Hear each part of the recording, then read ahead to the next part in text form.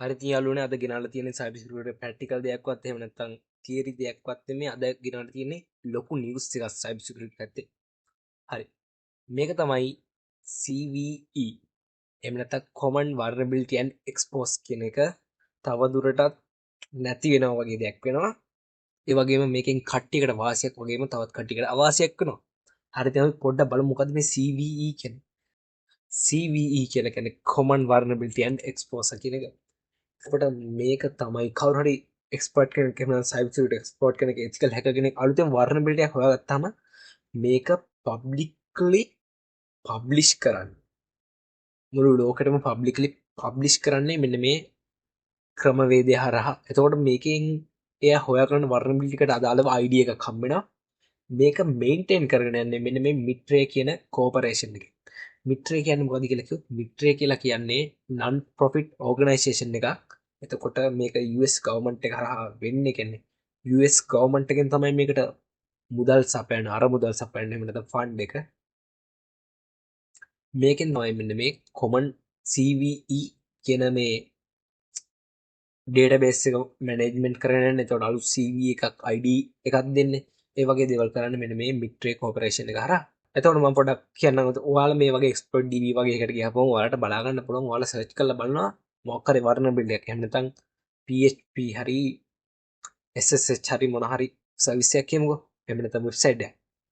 අපි උදාහරණයක් ගමු WordPress. WordPress වල version එක ගාලා ඔයාලා මේකේ exploit තියෙනවද කියලා බලනවා. එතකොට ඔයාලට බලා ගන්න පුළුවන් මේ වගේ තැනකට අපම මෙන්න මේ වගේ CVE එකක් තියෙනවා. එතකොට ඒකට අදාළ exploit මේ විදිහට ගන්න පුළුවන්.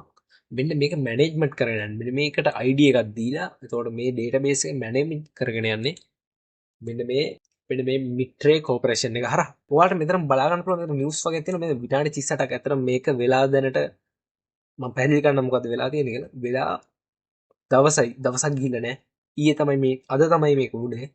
ඔයාලට බලා ගන්න පුළුවන් විනාඩි 38කට කලින් මේ නිවුස් එක දාලා තියෙනවා. Global cybersecurity acts risk as mistrust CVE oversight end with US government contract. එතකොට US government එකේ තියෙන කොන්ත්‍රාත්තුවත් එක්ක කොන්ත්‍රාත්තුව end වෙලා කියන අවසන් වෙලා නිසා මිට්‍රේගේ අධීක්ෂණයෙන් මෙන්න මේ CVE එක අයින් වෙලා කියලා තමයි දැන් කියන්නේ. එතකොට මේක මම කිව්වා පවත්වාගෙන යන්නේ මේක මේන්ටේන් කරන්නේ අලුත් වර්නබිලිටි එකක් පබ්ලික් කරන්නේ පබ්ලික් කරන්නේ මෙන්න මේ මිට්‍රේ එක හරහා. මෙයාලා තමයි මේ සිස්ටම් එක ක්‍රියේට් කරේ. එතකොට ඔයාලට අපි මෙන්න මේ විදිහට සර්ච් කරොත් එම මිට්‍රේ CVE expire X කියලා. එතකොට මෙතන නිවුස් බලා ගන්න පුළුවන්. මෙතන ද හැකර් නිවුස් එකෙත් බලා ගන්න පුළුවන්. විස්තර ගොඩක්. ඔයාලා දැන් දන්නවා CVE එකක් කියන්නේ මොකක්ද කියලා මම පැහැදිලි කරා. ඒ වගේම ඔයාලා CTF වගේ කරලා තියෙනවා නම් අනිවාර්යෙන් දන්නවා CVE එකක් කියන්නේ මොකක්ද කියලා. එතකොට මේ CVE වල වැදගත්කම තමයි අලුතෙන් වර්නබිලිටි එකක් හොයාගත්තම කවුරු හරි එක්ස්පර්ට් කෙනෙක් ඒක මුළු ලෝකෙටම පබ්ලිකලි පබ්ලිෂ් කරන්න හැකියාවක් තියෙනවා. ඒ වගේම බ්ලැක් හැට් එකලට මේක ඩිස්ඇඩ්වාන්ටේජ් එකක් වෙනවා. ඒක මොකද එයාලට 0 day vulnerability හොයාගන්න අමාරු වෙනවා. මොකද හොයාගත්තු දේවල් පට ගාලා පබ්ලිෂ් කරලා දානවා. software එකක එහෙම නැත්නම් වෙබ්සයිට් එකක් ඉක්මනට secure වෙනවා මෙන්න මේ ක්‍රමවේදය හරහා. ඔයාලා මේ විදිහට සර්ච් කරාම බලන්න පල්ලෙහාට වගේ ගියාම මෙන්න මේ X සමාජ මාධ්‍ය දාලා එහෙම නැත්නම් Twitter කලින් Twitter දැන් X මේක බලන්න පුළුවන් මෙන්න විදිහට නිවුස් එකක් දාලා තිනවා. ඔයාලා මේ X එකේ account එකක් හදාගන්න. මොකද මේක ගොඩක් නිවුස් වලට වගේ වැඩක් තියෙනවා. ඒකට මෙන්න විතර පෝස්ට් එකක් දාලා තිනවා ටයිබරියස් කියලා. ඒතර මෙයා ඇවිල්ලා නිකන් දාලා ගන්න නෙමෙයි. එයා එක්ස්පර්ට් කෙනෙක් මේ පැත්තේ සයිබර් සිකියුරිටි එක්ස්පර්ට් කෙනෙක්. එතකොට මේ දාලා තිනවා මෙයා ලෙටර් එකක් පබ්ලිෂ් කරපු මිට්‍රේ එකේ. මේ ලෙටර් එක පොඩ්ඩක් බැලුවොත් අපිට ඔයාලට බලන්න පුළුවන් මේ ලෙටර් එක ඊයේ තමයි දාලා තින්නේ 2025 අප්‍රේල් 15. Dear CVE board members, we want to make you aware of an important potential issues with Mitra's enduring support to CVE. On Wednesday, again, අද බදාදා අප්‍රේල් 16 අද the current contracting pathway of Mitra to develop, operate and modernize CVE and several other related programs such as CWE will expire. මෙන්න මේවට තියෙන contract එක අදින් expire වෙනවා කියලා කියන්නේ the government continues to make considerable effort to continue mid-race role in support of the program. එතකොට මේකට මෙයාලා ෆන්ඩ් දෙන එක මෙතනින් හරිය නවත්තනවා. එතකොට ඔයාලට මේක විස්තර කියලා බලන්න පුළුවන්. මම මේ ලින්ක් එක දාලා තියෙනවා ඩිස්ක්‍රිප්ෂන් එකේ මේ X ගිණුමේ ලින්ක් එක. ඒ වගේම මේ පෝස්ට් එකේ ලින්ක් එක. ඒ වගේම මේ නිවුස් වගේ දේවල් මම විස්තර ටිකක් පල්ලෙහෙන් දාලා තියෙනවා. එතකොට මේකෙන් දැන් ලොකුම බලපෑමක් කරන ඉන්ඩස්ට්‍රි එකට මම කිව්වා වගේ පැච් වෙන්නේ නැහැ. අලුතෙන් එන වර්නබිලිටි නිසියාකාරව පබ්ලික් කරන විදිහක් නැහැ. ඒ කියන්නේ ඒවා පැච් වෙන්නේ නැහැ. මේකෙන් අවාසිය තමයි සයිබර් සිකියුරිටි එක්ස්පර්ට්ලාට, ඒ කියන්නේ ඉන්ඩස්ට්‍රි එකටම ලෝකෙටම අවශ්‍යයක් වෙනවා. ඒ කියන්නේ පැච් වෙන්නේ නැහැ.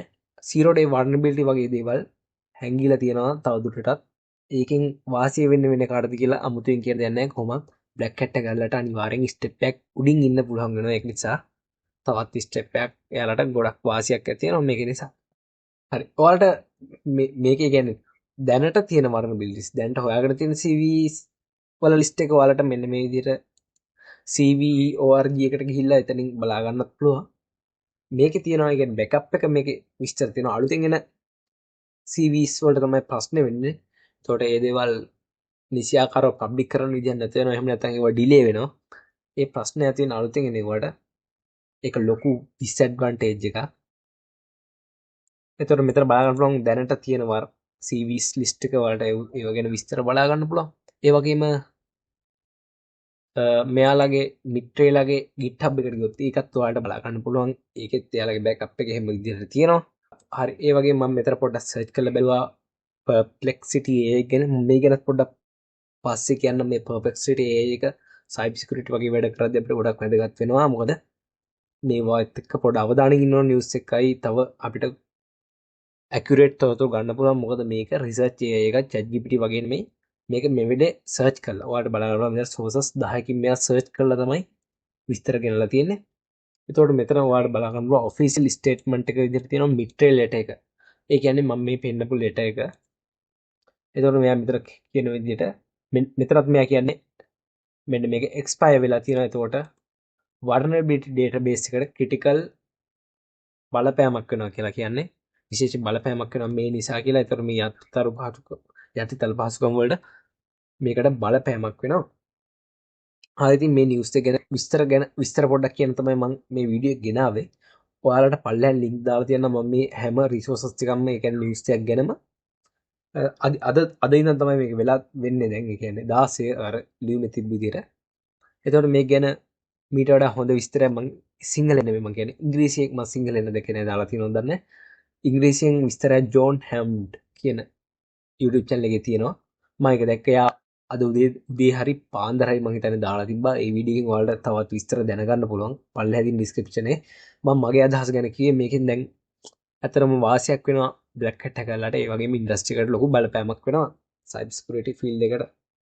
මොකද සිකියුරිටි පැත්ත බලන කට්ටියට ගොඩාක්ම බලපෑමක් වෙනවා. ඉතින් මගේ අදහස් මේක තමයි. තාමත් මේකට US ගවර්න්මන්ට් එකෙන් තව නැවත මේක අලුත් කරන්න කොන්ට්‍රැක්ට් එක කිසිම දෙයක් දාලා නැහැ මේ වෙන විට. මේ වීඩියෝ එක අප්ලෝඩ් කරනකොට ඉස්සරහට මොනවා වෙයිද කියලා බලමු ඉතින්. ඔයාලා හැමෝටම සුබ දවසක්. අලුත් වීඩියෝ එක හම්බෙමු.